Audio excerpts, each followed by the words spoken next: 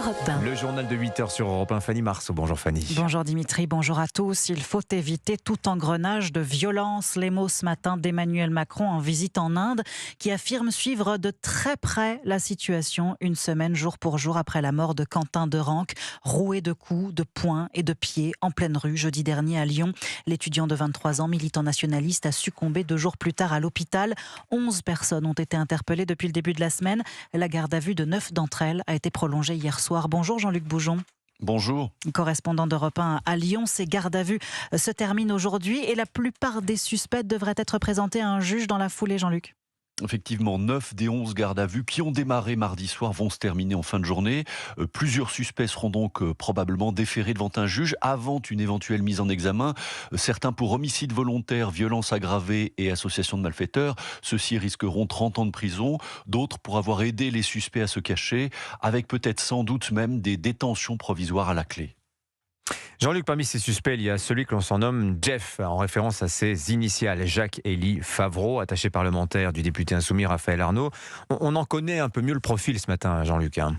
Oui, c'est un membre historique de la Jeune Garde à Lyon, très proche de Raphaël Arnaud, un homme fiché S et connu de la police pour au moins 4 faits, dont détention d'armes, vol et violence. Jacques-Élie Favreau, c'était celui qui, sur le terrain, lançait les affrontements, organisait aussi la stratégie du groupe d'ultra-gauche, et c'est pour le récompenser de son travail sur le terrain, justement, que Raphaël Arnaud l'a nommé assistant parlementaire lorsqu'il est devenu député il y a 2 ans. Jacques-Élie Favreau, qui en garde à vue, a reconnu sa participation aux violences de jeudi dernier à Lyon, mais il a nié avoir porté les coups mortels au jeune Quentin et s'est dit dévasté par la mort du jeune homme, selon les mots de son avocat. Jacques-Élie Favreau, nom qui a marqué l'université de Saint-Étienne. Certains étudiants se souviennent de lui comme du meneur d'action coup de poing de la Jeune Garde. Vous les avez rencontrés pour Europe 1, Jean-Luc Boujon. On écoute votre reportage. Étudiant à la fac de Saint-Étienne, Jacques-Élie Favreau y a obtenu il y a 3 ans un Master 2 en sciences politiques, mais au sein d'un syndicat proche de la CGT et de la Jeune Garde.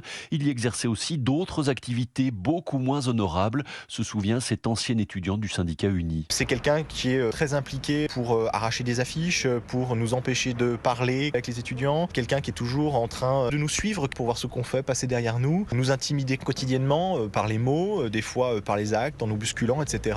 Un homme qui organisait parfois des opérations pour le moins musclées. À plusieurs reprises, on avait un groupe antifa, masqué, cagoulé, avec des barres de fer qui nous attendaient à la sortie. On a eu des militants qui ont été violemment passés à tabac. Il parlait, les autres agissaient, donc on voyait qu'il était leader quand même dans ce mouvement. Mais par contre, il prenait soin, lui, à titre personnel, de jamais frapper quelqu'un, de donner un coup. Il était quand même en retrait. Je me souviens de plusieurs échanges un peu tendus où il est à quelques centimètres et on voit que ses mains le démangent, il touche ses mains, il a envie, mais il le fait pas. Il se retient. Une position de retrait que le jeune homme a peut-être quitté jeudi dernier, puisqu'il est soupçonné d'avoir directement porté des coups au jeune Quentin Derenque.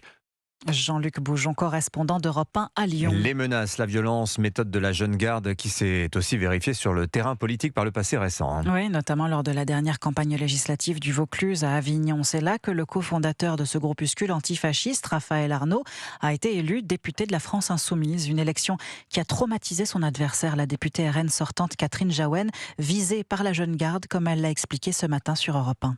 Le dimanche du second tour, le préfet ou le cabinet du préfet, je me rappelle plus exactement, m'a contacté directement pour me demander de rester chez moi à compter de 18h, fermeture des bureaux de vote et de ne pas déambuler dans la ville. Donc j'ai attendu les résultats chez moi avec ma famille. Interdiction de sortir, des intimidations, une horde de jeunes qui étaient de la Jeune Garde ont envahi la ville.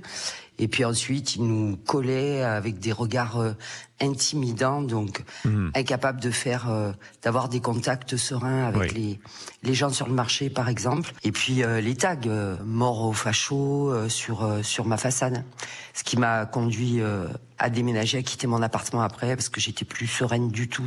Le témoignage de Catherine Jaouen a écouté en intégralité sur le site et l'appli Europe 1. La Jeune Garde, bras armé de la France Insoumise, dénoncé hier Jordan Bardella. Le président du RN appelle à un cordon sanitaire contre, je cite, le péril que représente LFI pour la démocratie. Pourtant, les Insoumis ne sont pas les seuls à s'acoquiner avec les militants violents d'ultra-gauche. Jacques Serret, c'est toute la gauche qui a tissé des liens avec les antifas à l'occasion des dernières législatives. Oui, la gauche dans son ensemble était liée ces dernières années avec ce groupuscule. Soutien à la jeune garde, écrivait par exemple Marine Tondelier, la patronne des Verts, en juin dernier, alors que Bruno Retailleau annonçait leur dissolution. Un an plus tôt, les mêmes écologistes, mais aussi les socialistes, acceptaient d'ailleurs sans rechigner le soutien de cette même jeune garde. En juin 2024, la gauche s'était en effet retrouvée sous une bannière commune, le Nouveau Front Populaire, et c'est justement ce NFP qui était soutenu par la jeune garde. Un soutien revendiqué, fièrement affiché sur des tracts, des autocollants, des affiches, même sur le site internet du NFP, ou comment les candidats du NFP ont accepté cette présence jusque dans le kit officiel de campagne des législatives. Une présence qui n'a ensuite pas empêché le camp présidentiel emmené par Gabriel Attal de soutenir directement ou indirectement les candidats du Nouveau Front Populaire. Jacques Serret du service politique d'Europe 1. Alors dans ces conditions, Jean-Luc Mélenchon, qui n'est pas encore officiellement candidat à l'Élysée pour l'an prochain, doit-il renoncer justement à se présenter à cette présidentielle? Vous pouvez répondre dès à présent. C'est la question du jour sur le site et l'appli Europe 1. Vous écoutez Europe 1 matin, il est 8h07. L'autre grand titre ce matin, ce sont les inondations. Bien sûr, des milliers de sinistrés, aucun signe de décrue. 4 départements sont toujours en vigilance rouge aux crues justement. Oui, les forts coefficients de marée ajoutés au vent et à la pluie de la tempête Pedro ne laissent aucune chance au sol gorgé d'eau. Des inondations historiques qui menacent désormais Bordeaux. La confluence Garonne-Dordogne ne cesse de gonfler. La préfecture appelle à une vigilance renforcée. La ville a déclenché son plan communal de sauvegarde, une première depuis 27 ans. Bonjour Stéphane Place. Bonjour à tous. Vous êtes dans le quartier de Bacalan à Bordeaux, non loin de la Cité du Vin, où ça se complique déjà ce matin.